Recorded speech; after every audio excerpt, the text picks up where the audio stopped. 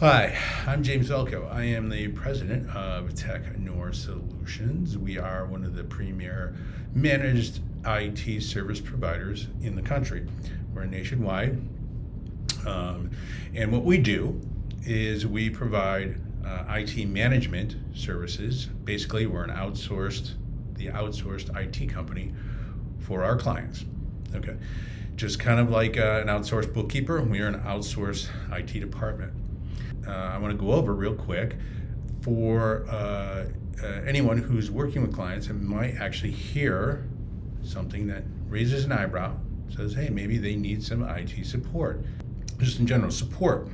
Look, if your clients are always having a hard time resolving an issue or they're constantly having excuses from their vendor for things not getting fixed, I mean, that's an indication that something's wrong here, right? The IT vendor's a little over their head, or they don't care about their clients, or the bigger clients, bigger fish to fry. That happens.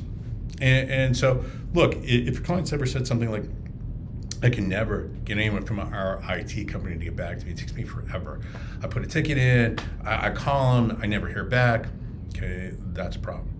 The next topic would be cost, right? Financials. And as a accounting/bookkeeper, you can actually see what your clients are spending on IT.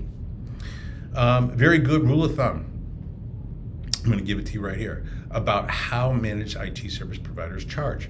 They charge typically on a monthly basis, flat fee. That's our kind of our thing, right? A flat fee, and it's based on the number of computers that are monitored, right?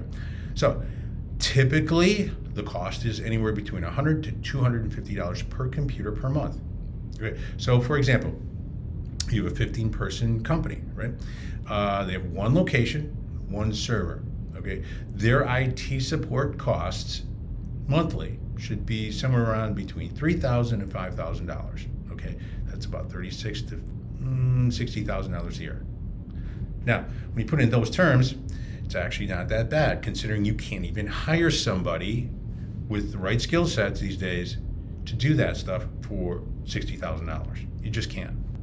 Client may say, I don't think we get what we pay for. They're really expensive. Or I'd love to reduce our spend on our phones or our licenses or our internet. These are things you think about. Listen to them, look for them. These are things that we can help with. Okay, proactive, right?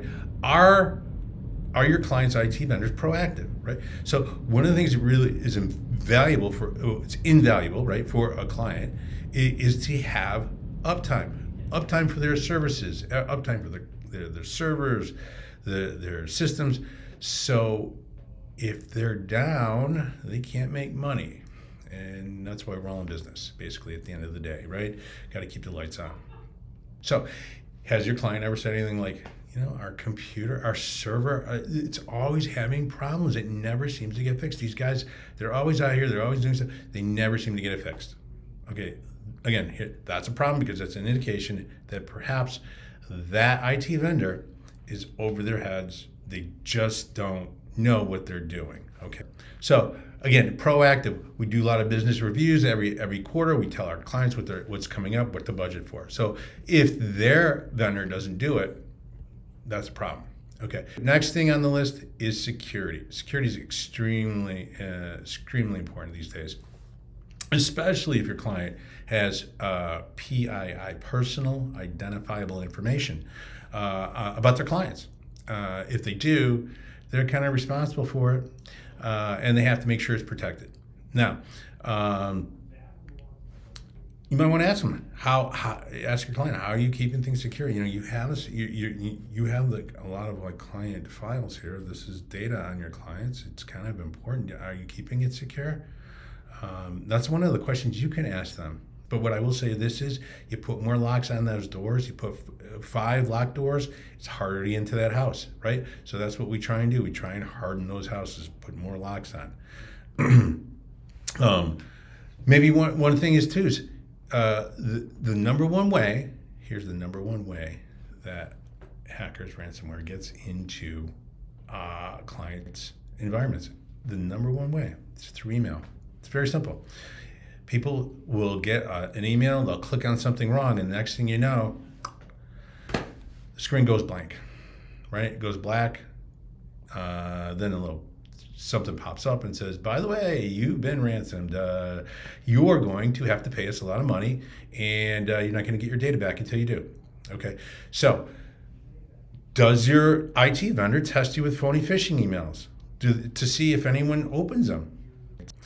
Okay, finally, last but not least, insurance, right? Cyber insurance. Cyber insurance is very important for certain particular clients these days. Insurance is costly and it's very hard, right, to understand. Okay, little history very quickly. Before COVID, cyber liability insurance was just a little. They just added a little rider onto the general liability. Say, oh yeah, you're using computer stuff. You're covered. Don't worry about it.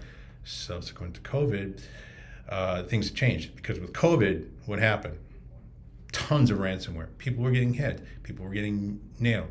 And what did the insurance companies do? They freaked out because why? They like money. They don't like giving money away. They like taking money in, okay? And with the ransomware, they had to pay a lot. So as a result, what has happened?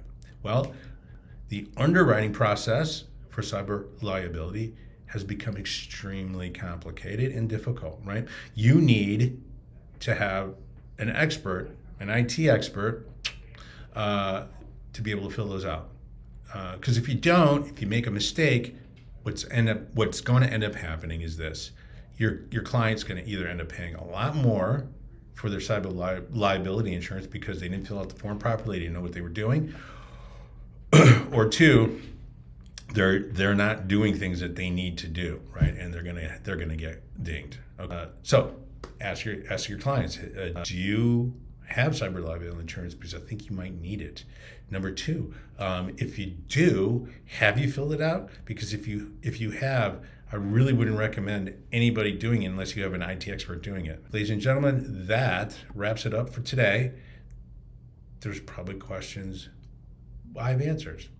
Let me know. You can email me. I'm here to help. So thank you. We'll talk soon. Bye.